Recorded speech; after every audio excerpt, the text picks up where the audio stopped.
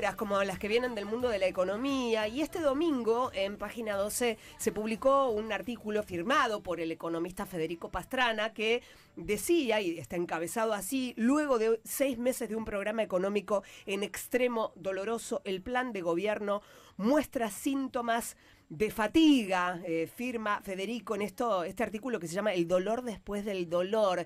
Lo tenemos en línea, Federico Pastrana, licenciado en Economía, especialista en macroeconomía, docente y director de CP Consultora. Bienvenido a El Amor es Más Fuerte. Gabriela Radiche te saluda. Acá estamos con Nazarena Lomagno y un poco tratando de ver, bueno, ¿es así? ¿Está mostrando estos síntomas de fatiga el gobierno? Hola Gabriela, bueno, gracias por llamar, buenas tardes. Sí, bueno, efectivamente nosotros estamos viendo un escenario complejo, complicado y que efectivamente hay síntomas de fatiga del programa económico en donde vemos que hace ya más de un mes y medio que el Banco Central dejó de acumular reservas y una consecución de medidas económicas que bueno, que lo que hacen es postergar la recesión y por lo tanto nosotros lo titulamos como el dolor después del dolor, parafraseando, ¿no? el tema de Fito Páez. El Claro, amor bueno. después del amor. ¿Y podemos enumerar, podemos hacer, diferenciar estos síntomas de fatiga? Sí, bueno, ¿qué es lo que nosotros, por qué decimos fatiga, ¿no? Después decimos hastío también. Lo que nosotros decimos es la fatiga, tiene que ver con que es un programa económico que le pide a la sociedad altos costos sociales, es decir, recesión, desempleo, baja de salarios reales, baja del consumo, baja de la producción, y que siempre este tipo de programas en donde se enfoca todos esos costos para bajar la inflación, lo que tienen de bueno es que, bueno, bajan la inflación, pero lo malo son los costos. Ahora, en el medio de todo eso se tienen que generar ciertas situaciones que permitan sostener las conquistas de la baja de la inflación y que por lo tanto eso permita esa recuperación que se hablaba tanto, ¿no? ¿Y ves indicios de Ahora, lo que recuperación? nosotros vemos, ¿cómo? Si ves indicios de recuperación en la economía. No, y justamente lo que nosotros vemos es que es un programa que no, que va postergando el inicio de la recuperación, básicamente porque tiene en la recesión el corazón de la desinflación, ¿sí? Es Ujú. decir, es un programa que necesita constantemente recesionar, o sea, buscar recesión para seguir bajando la inflación y que le cuesta. Y como le cuesta, va postergando esa recesión, ¿sí? ¿Por qué? Bueno, porque nosotros creemos que la inflación no tiene básicamente una explicación ni monetaria ni fiscal, sino que tiene un origen inercial y características que no dependen de lo que le pase a la producción, sino que dependen de otras cosas.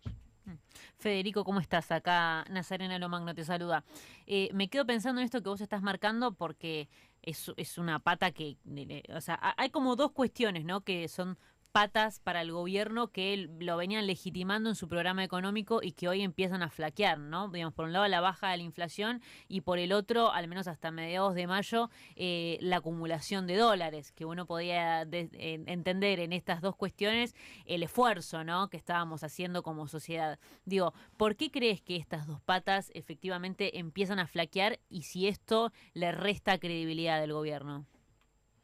Sí, bueno, efectivamente, digamos, por un lado, en la cuestión de las reservas del Banco Central, hay una conjunción de que los primeros meses estuvieron relacionados, la acumulación de reservas estuvo relacionada con el incremento de la deuda privada, Mm. ¿sí? Con el exterior, y que eso se dio de la mano de los famosos BOPREALES, pero también de un aumento de la deuda comercial voluntaria por parte de las empresas.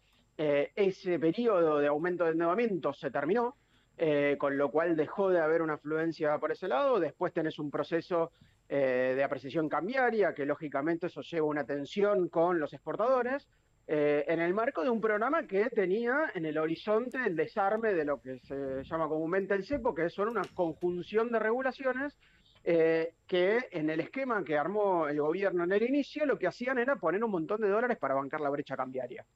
Entonces, en el momento en donde las reservas no se acumulan, como pasaba en los últimos años, cuando deja de acumular reservas el Banco Central, empieza a aumentar la brecha, los exportadores se corren, ¿sí? O empieza a haber menos dólares por ese lado, no llegan a dar oferta a la demanda de dólares que hay en el mercado paralelo y eso lleva a aumentar el dólar paralelo. Cuando pasa eso, se activan todos los mecanismos que ya que tenemos conocidos de la última época del gobierno anterior, en donde los precios de los alimentos, los supermercados, todo se despierta, y ahí es donde empiezan a sonar todas las alarmas de parte del gobierno y lleva las últimas medidas.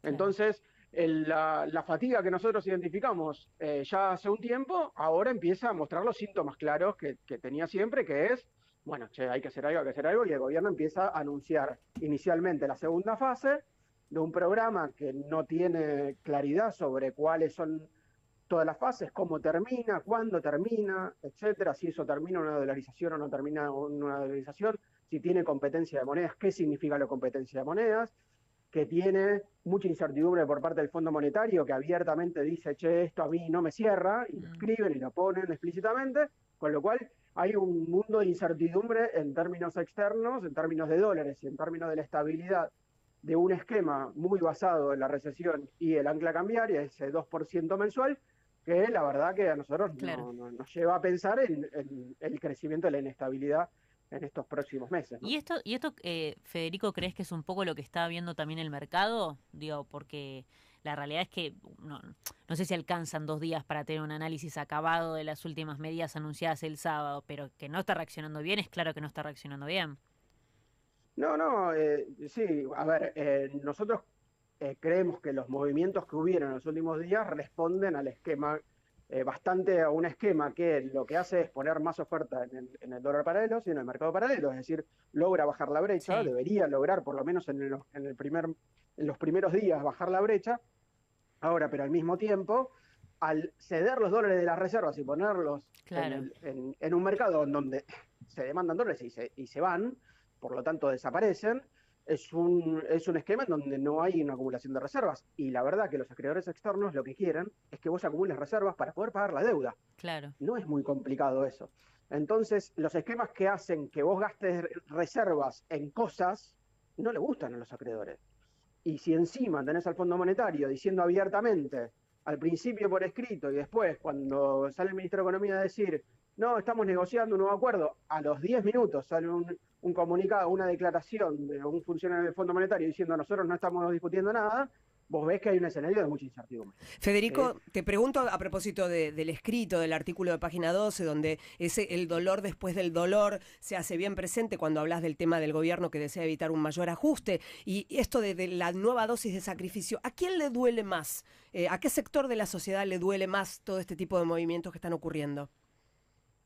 Bueno, es una pregunta que nos lleva a pensar cómo funciona esta economía en los últimos 8 meses, pero también cómo funcionaba antes. Básicamente hay 2 mecanismos que nos ayudan a entender cómo es que funciona esta crisis. Por un lado, hay un mecanismo que es el mecanismo inflacionario, ¿sí? La inflación, si bien bajó muchísimo desde el 25%, 4% mensual es mucho. Claro. Y si se acumula durante meses, se arma un 15, un 20, ¿sí? Y hay sectores de la sociedad que durante 3 meses, por ahí, no tienen aumentos. Claro. Con lo cual, lo que les pasa a esos segmentos de la sociedad, que son segmentos mayoritarios de la sociedad, es que tiene una caída real de sus ingresos de 15%. Una caída de 15%, para que tengas una idea, eso es la caída que tuvo los ingresos promedio en el 2018-2019. Uh-huh. ¿Sí? El salario real cayó 15%, con lo cual vos lo que tenés ahora es un ajuste que es mucho menor del que había hace unos meses, pero es un ajuste que sigue. ¿Sí? ¿Qué se siente? Y si a eso le sumás los datos de desempleo, los datos de distribución del ingreso, vos lo que tenés es una economía muchísimo más desigual y con menor empleo y menores salarios. ¿A quién le pega más? Por supuesto, como siempre, este tipo de crisis en donde se combina, ¿qué cosa? Se combina la inflación, que decíamos, y un ajuste fiscal. Los que más les duele son los que están más vinculados al Estado, ¿sí? Es decir, los salarios públicos caen 20% en promedio contra un 7-10% del sector privado, y después los que cobran planes sociales. ¿Sí? Sacando la asignación universal, los planes sociales bajaron un 50% en términos reales en estos meses, y las jubilaciones llegaron a caer un 30% respecto a noviembre. Luego se recuperaron y ahora están indexadas, con lo cual, si la inflación no rebota rápido, si no sube rápido, su poder de compra se sostiene en el tiempo. Pero tuvieron un ajuste muy grande, con lo cual los que más perdieron son los que están más relacionados con el Estado. La construcción, por ejemplo, si uno habla con personas que trabajan en la construcción, son de los que más sufrieron. ¿Por qué? Porque tienen una contracción del empleo muy grande y una caída de salarios reales de eso, de 20%. Son caídas muy, muy grandes en muy poco tiempo. Federico Pastrana, muchísimas gracias por compartir tu mirada con nosotros acá en Radio 10. No, gracias por llamar. Un abrazo. Ahí estaba Federico Pastrana cuando faltan 15 minutos para las 3 de la tarde. Escuchanos en la radio. Míranos en YouTube. El amor es más fuerte. En Radio 10. ¿Tenés dolor muscular o articular? Probá